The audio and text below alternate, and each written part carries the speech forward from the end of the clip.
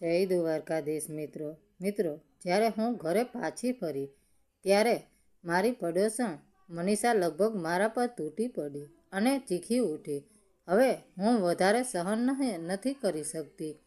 5 દિવસથી તારા જોડિયા બાળકોને સંભાળી રહી છું. તેણે 2 બાળકોને છાતી સરસા ચાપી રાખ્યા હતા અને એ રીતે બોલી જાણે એ બાળકોના આધારે જ તે ઊભી હોય. હું શસ્તબંધ રહી ગઈ. જોડિયા બાળકો?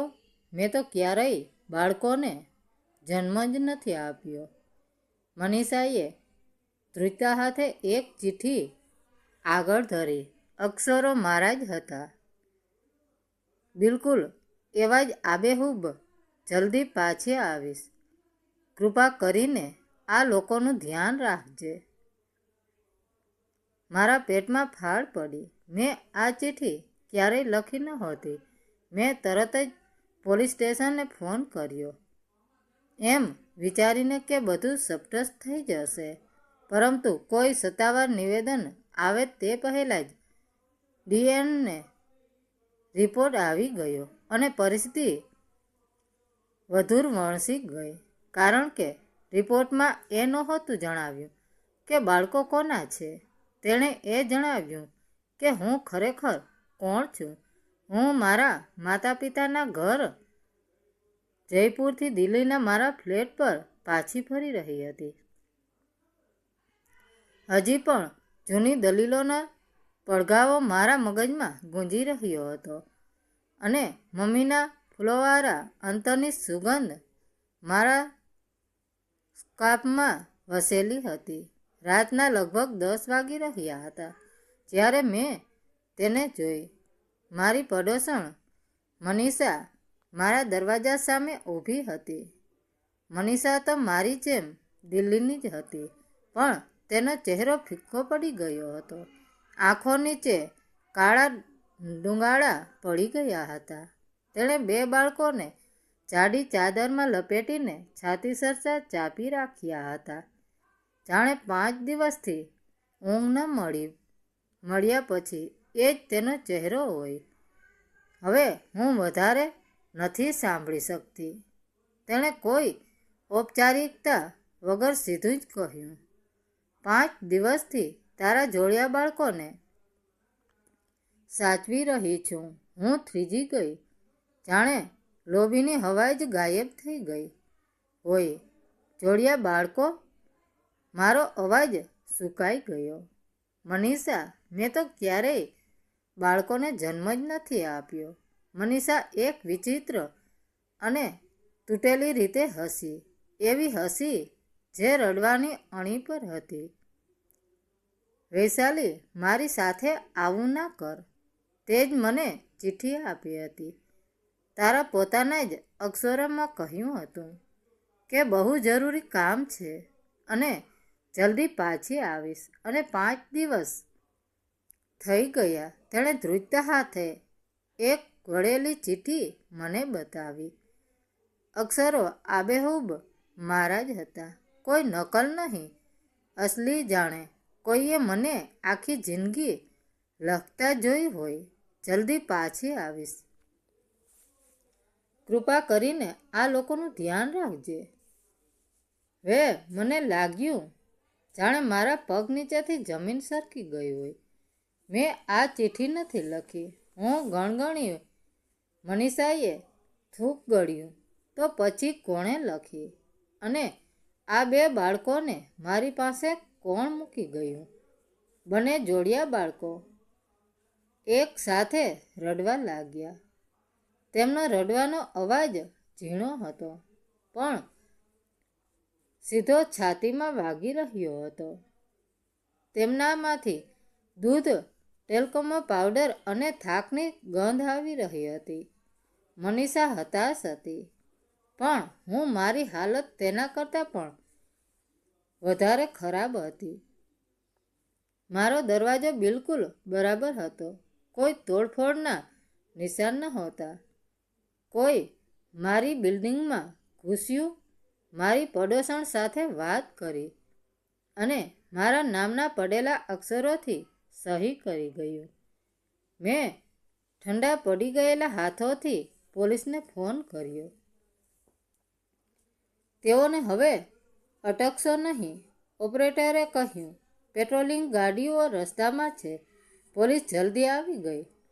તેમણે ચિઠ્ઠી લીધી, બિલ્ડિંગના સીસીટીવી કેમેરામાં ચેક કર્યા, મારા ફ્લેટની તપાસ કરી. કાંઈ પણ વીરવેખર ન હતું, કશું જ ચોરાયું નહોતું. ઉલટું વધારે ડરામણું તો એ હતું કે બધું બિલકુલ સામાન્ય લાગી રહ્યું હતું. શું તમે ખાતરીપૂર્વક કહી શકો છો કે તમારી સિવાય કોઈ બીજા પાસે ચાવીની નકલ નથી? અધિકારીએ પૂછ્યું. હું ખાતરીપૂર્વક નહોતી કહી શકતી. ત્યારે જ મનીષાએ છેલ્લી વાત કહી દીધી, જાણે હવે તે પોતાને રોકી શકતી ન હોય. મેં પણ ફોન કર્યો હતો સ્વચ્છતા કેન્દ્રમાં. તેમણે જણાવ્યું કે પહેલેથી જ એક ટેસ્ટ થયો હતો ડીએનએ કારણે, કે એક બાળકને તાવ હતો અને કોઈએ ઓળખ માટે ટેસ્ટ કરાવવા કહ્યું હતું. કયો ડીએનએ? મેં પૂછ્યું. એક અધિકારી પર ફોન આવ્યો. તે થોડો અલંગ ગયો અને સાંભળતો રહ્યો. જ્યારે પાછો ફર્યો ત્યારે મને એક અલંગ જ નજરથી જોવા લાગ્યો, જાણે મને પહેલીવાર જોઈ રહ્યો હોય. શ્રીમતી રાણા, રિપોર્ટ આવી ગયો છે. મને લાગ્યું કે લોબી જાણે ગોળ ફરી રહી છે. એમાં એ નથી જણાવ્યું કે બાળકો કોના છે, તેણે ધીમેકથી કહ્યું. એ કંઈક બીજું જ બતાવી રહ્યો છે, જે વધારે ખતરનાક છે. તમે જીનેટિક રીતે એ બાળકોની જૈવિક માતા સમાન જ છો. હું કાંઈ બોલી શકી નહીં. આ શક્ય જ નથી, હું ગણગણી. મેં તો ક્યારેય બાળકોને જન્મ જ નથી આપ્યો. અધિકારીએ જડબા ભીસી લીધા. આનો એક જ ખુલાસો છે અને તે તમને બિલકુલ પસંદ નહીં આવે, કારણ કે વાત માત્ર આ બાળકોની નથી. વાત તમારા અસલી હોવા વિશેની છે. જો આ બાળકો તમારા હતા તો મને કેમ યાદ નથી આવતું કે મેં તેમને જન્મ આપ્યો હતો? અને જો મારા ન હોતા તો મારો જ ચહેરો લઈને કેમેરા સામે આવનાર એ ઓરત કોણ હતી? હું અને મારો સાયો. અધિકારીની છેલ્લી વાત. આ વાત માત્ર આ બાળકોની નથી. વાત તમારા અસલી હોવા વિશેની છે. મારા કાને વાગી રહી હતી અને આખું કોરિડોર ડૂબી રહ્યું હોય તેમ મને લાગ્યું. પોલીસ અધિકારીએ મનીષા પાસેથી ચિઠ્ઠી લીધી અને ફરીથી સીસીટીવી ફૂટેજ ચેક કરવા કંટ્રોલ રૂમને આદેશ આપ્યો. હું મારા ફ્લેટમાં ગઈ. પાછળ મનીષા પણ બાળકોને લઈને આવી. મેં મારા સમ્રાટ ફોનમાંથી ગાયનેકોલોજિસ્ટ ડૉક્ટર મહેતાનો નંબર ડાયલ કર્યો. ફોન તો નહોતો લાગી રહ્યો, પણ મેં મનોમન ડૉક્ટર મહેતાને યાદ કર્યા. ડૉક્ટર મહેતા તો મારી જેમ દિલ્હીની જ હતી, પણ તેનું વ્યક્તિત્વ અને વ્યવહાર ઘણો અલગ હતો.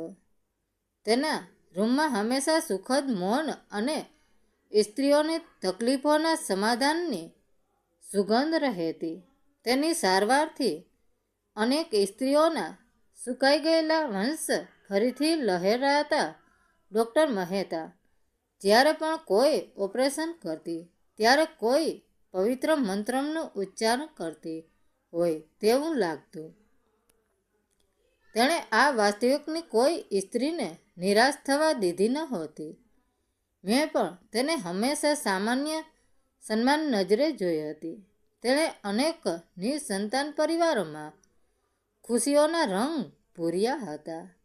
મેં ડૉક્ટર મહેતાને ફરીથી ફોન કરવાનો પ્રયાસ કર્યો, પરંતુ તે તે ફોન ઉપાડતી નહોતી. મેં પછી ડૉક્ટર અગ્રવાલને ફોન કર્યો અને તેઓ તો જયપુરની જ હતા. ડૉક્ટર મહેતા અને ડૉક્ટર અગ્રવાલની સારવારમાં ઘણો ફરક હતો. ડૉક્ટર મહેતા તો આધુનિક ટેકનોલોજીનો ઉપયોગ કરતી હતી, જ્યારે ડૉક્ટર અગ્રવાલ તો હંમેશા જૂની અને પરંપરાગત રીતો અપનાવી. ડૉક્ટર અગ્રવાલને કોઈ બીજા શહેરમાં સ્થાપિત થવાની કોઈ લાલચ નહોતી. તેને તો પૂર્વજોની પરંપરા જાળવી રાખવી હતી. મારા ફ્લેટના દરવાજે કોઈએ 2 વાર નોક કર્યો. હું ચમકી ગઈ. મેં દરવાજો ખોલ્યો તો સામે ડૉક્ટર મહેતા ઊભી હતી. ડૉક્ટર મહેતાનું અચાનક આગમન જોઈને હું આશ્ચર્યચકિત થઈ ગઈ. તેના ચહેરા પર ગંભીરતા હતી. તેણે મારા ખભા પર હાથ મૂક્યો અને કહ્યું, વૈશાલી, હું બધું જ જાણું છું. મેં આશ્ચર્યથી પૂછ્યું, તમે શું જાણો છો, ડૉક્ટર મહેતા? અને તમે આટલી રાતે અહીં? ડૉક્ટર મહેતાએ ફ્લેટમાં આવીને મનીષા તરફ અને પછી બાળકો તરફ નજર કરી. તે બાળકોના માથા પર હાથ ફેરવીને બોલી, આ બાળકો મારા છે. આ સાંભળીને હું અને મનીષા બંને સન રહી ગયા. બાળકોનો રડવાનો અવાજ હવે વધારે જોરથી આવી રહ્યો હતો. બાળકોના રડવાનો અવાજ જાણે કે મારા હૃદયના ટુકડા કરી રહ્યા હોય. બાળકોના રડવાનો અવાજ હવે મને વધારે બેચેન કરી રહ્યો હતો. બાળકોના રડવાનો અવાજ હવે મને ડરાવી રહ્યો હતો. ડૉક્ટર મહેતાએ આગળ કહ્યું, તમે લોકોએ મને એક અલગ જ નજરે જોઈ છે. તમે માનો છો કે મેં અનેક સ્ત્રીઓની સુખ અને શાંતિ અપાવી છે, પણ સત્ય કંઈક અલગ છે. ડૉક્ટર મહેતાની આંખોમાં આંસુ હતા. મેં બાળકોને જન્મ આપ્યો છે કારણ કે મેં જીવનની બધી જ ખુશીઓ અને સન્માન મેળવી લીધા છે, પણ માતૃત્વ સુખ ક્યારેય નથી મળ્યું. મેં હેરાન થઈને પૂછ્યું, તો પછી તમે બાળકોને જન્મ આપવા માટે મારો ચહેરો કેમ વાપર્યો? ડૉક્ટર મહેતાએ મારો હાથ પકડીને કહ્યું, વૈશાલી, તને યાદ હશે કે થોડા સમય પહેલાં તે એક ગંભીર ઓપરેશન કરાવ્યું હતું. ત્યારે જ મેં તારા જૈવિક ગુણો અને વિશેષતાઓનો ઉપયોગ કરીને બાળકોને જન્મ આપવાનું નક્કી કર્યું હતું. મેં આ માટે કોઈ બીજા સ્ત્રીનો ઉપયોગ નથી કર્યો, માત્ર તારા જ વિશેષતાઓનો ઉપયોગ કર્યો છે. મેં શસ્તબંધને થઈને પૂછ્યું, તો પછી બાળકોના રડવાનો અવાજ કેમ મારો પડછાયો લાગે છે? ડૉક્ટર મહેતાએ શ્રીમત સાથે કહ્યું, બાળકોના રડવાનો અવાજ જ તારો પડછાયો છે. તેઓ તારા જેવા જ હશે. તેઓ તારા જેવા જ હસશે, તારા જેવા જ રડશે અને તારા જેવા જ બોલશે. મેં આ બાળકોને તારા જેવી જ પ્રકૃતિ અને વ્યવહાર આપવાનો પ્રયાસ કર્યો છે. ડૉક્ટર મહેતાની વાત સાંભળીને મારો અસ્તિત્વ જ ડૂબી રહ્યો હોય તેમ મને લાગ્યું. મારો ચહેરો અને મારી પ્રકૃતિ હવે કોઈ બીજું પણ લઈ શકતું હતું. હું અને મારો સાચો હવે કોઈ અલગ વ્યક્તિ નહોતા, પણ એક જ સિક્કાની 2 બાજુ હતી. પોલીસ આવી ત્યારે ડૉક્ટર મહેતાએ બધું સ્વીકારી લીધું. ડૉક્ટર મહેતાને પોલીસ અરેસ્ટ કરીને લઈ ગઈ. મનીષા અને બાળકોને પોલીસ સંભાળ માટે લઈ ગઈ. હું એકલી જ મારા ફ્લેટમાં બેસીને વિચારી રહી હતી. બાળકોના રડવાનો અવાજ હજી પણ મારા કાને સંભળાઈ રહ્યો હતો. બાળકોના રડવાનો અવાજ હવે મને નવા જીવનની અને નવા પડછાયાને ઓળખાણ આપી રહ્યો હતો. મિત્રો, વાર્તા કેવી લાગી? સારી લાગી હોય તો કોમેન્ટ કરીને જરૂર જણાવજો. ધન્યવાદ મિત્રો. રાધે રાધે. જય દ્વારકાધીશ.